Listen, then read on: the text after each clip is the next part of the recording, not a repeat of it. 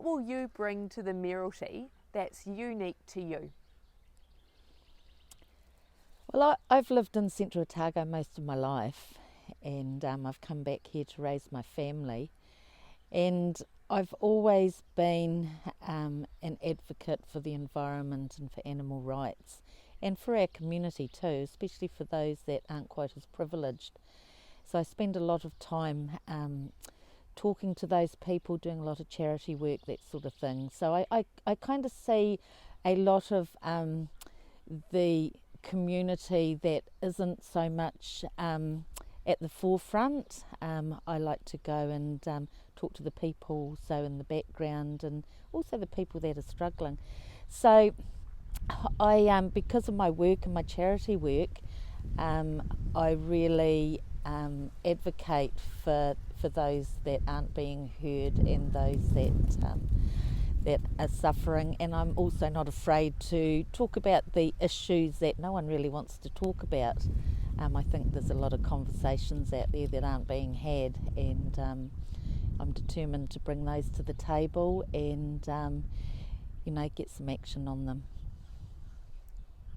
Over the coming term, what do you see as Cromwell's 3 biggest issues or challenges? I think for Cromwell, I think its location being so close to Queenstown and Wanaka, I think they're going to be affected by whatever happens with the CODC type jurisdictions. So anything that happens there's going to be an effect, especially to when it comes to things like the airport, that sort of thing. I think Cromwell's kind of smack in the middle, and and it's going to be affected by those things. So I think Cromwell's going to have a lot more traffic and that sort of thing as well. Cromwell obviously is growing very quickly, there's no doubt about that, and and that's great, but we have to be very, very careful about what that growth looks like, and we certainly don't want to go down the same tracks as Queenstown. We need to learn from their mistakes, and I do think that they've made a lot of mistakes, but I think mistakes are okay as long as we learn from them, and I'm sure we can do it better. We have a lot of viticulture, horticulture industry in Cromwell that's world renowned, and I think that we're really looking to expand on that, put Central Otago on the map as the best wine and food growers in the whole world, and I think that we really have to keep that clean, green, safe food, healthy environment image, because everything in Central Otago depends on it. You're based in this lovely spot in Galloway.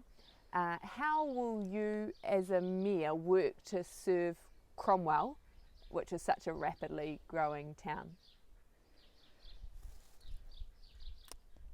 So Cromwell, obviously I spend most of my time in this area, and so Cromwell is a place, obviously I grew up in this area, so I spent a lot of time in Cromwell as well, but it's changed so much that I'm still trying to get my head around the new Cromwell. It looks absolutely fantastic.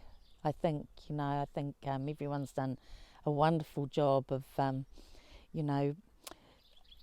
creating and embracing the personality of Cromwell. I think it's really good. I think whereas Alexandra, I think it's kind of lost its identity a bit, and I'm a bit sad about that, because we're a very pioneering, rugged, unique area, and to not be embracing that, I think is very sad. But I think Cromwell definitely has its own personality, and it's very bright and vibrant, and it's got all the racing, sporty type things as well that is very unique to Cromwell. And I'm very connected to the racing industry, so I actually retire horses from Hong Kong, and so I have a lot to do with the Hong Kong Jockey Club.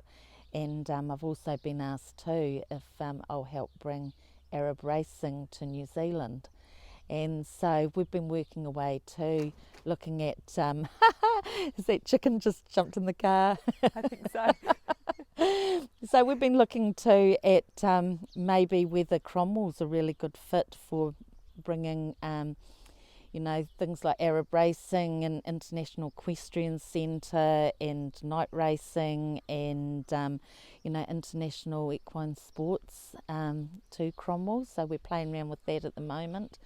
I've been talking a lot of the growers and, what amazing people they are. They're really dynamic, big picture people. And so I've been learning a lot from them. And so I'm very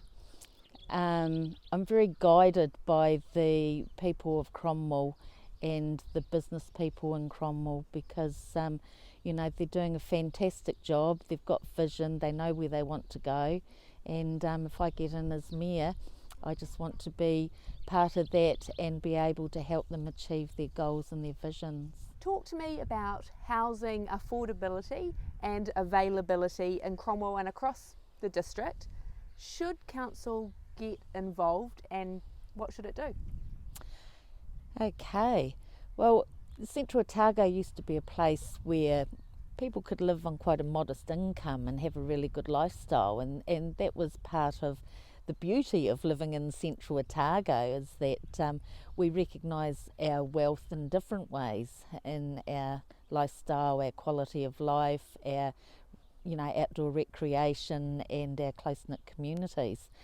But now, as we're growing, obviously housing prices are going up and, affordability is, getting harder for a lot of people. I saw it happen in Arrowtown. I lived in Arrowtown for a long time and I saw the same thing happen there.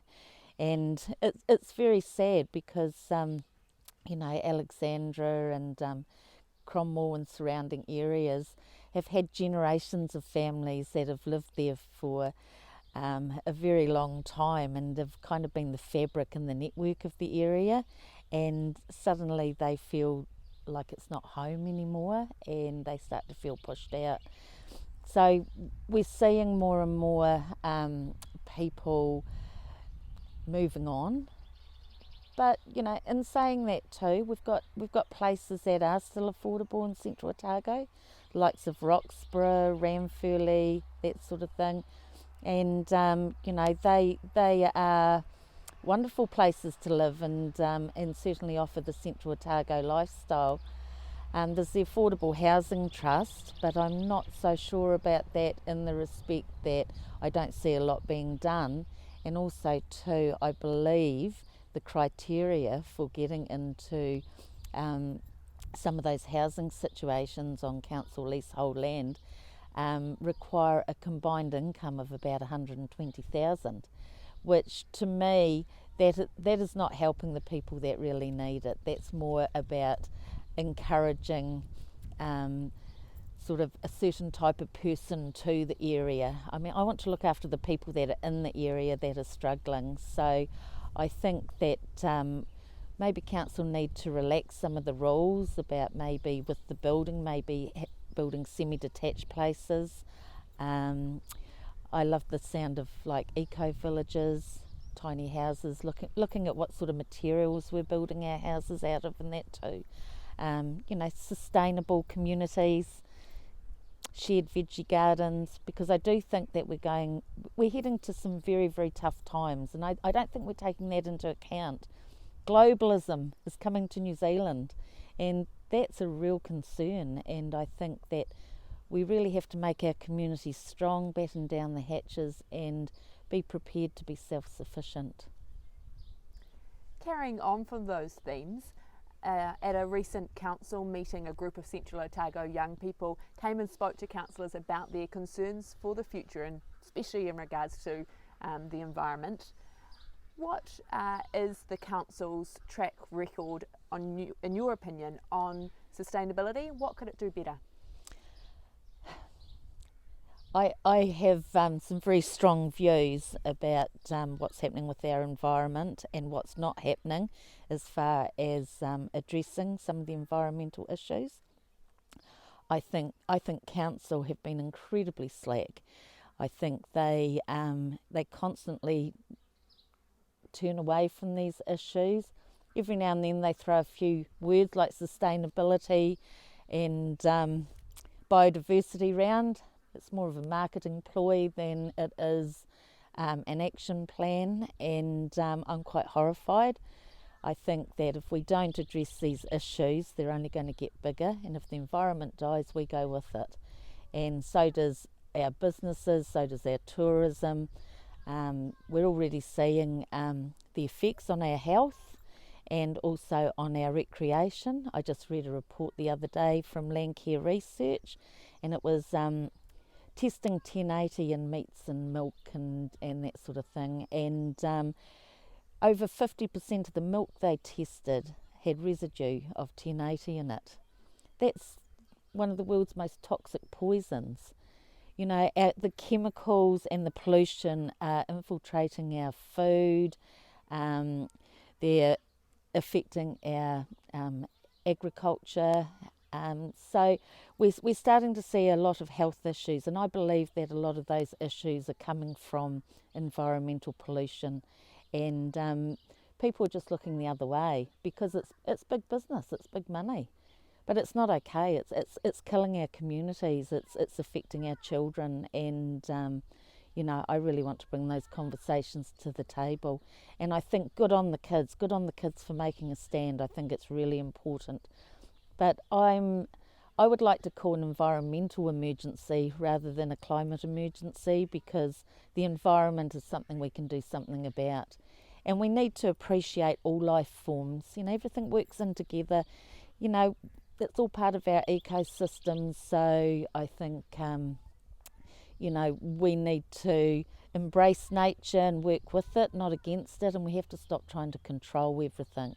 And I think a lot of the management that's been going on to date, I think, has been causing the problems, and I think that we have to put an immediate stop to the use of all these chemicals and poisons and plastic bags, and you know, say enough's enough, because you know, the future of our children depends on it.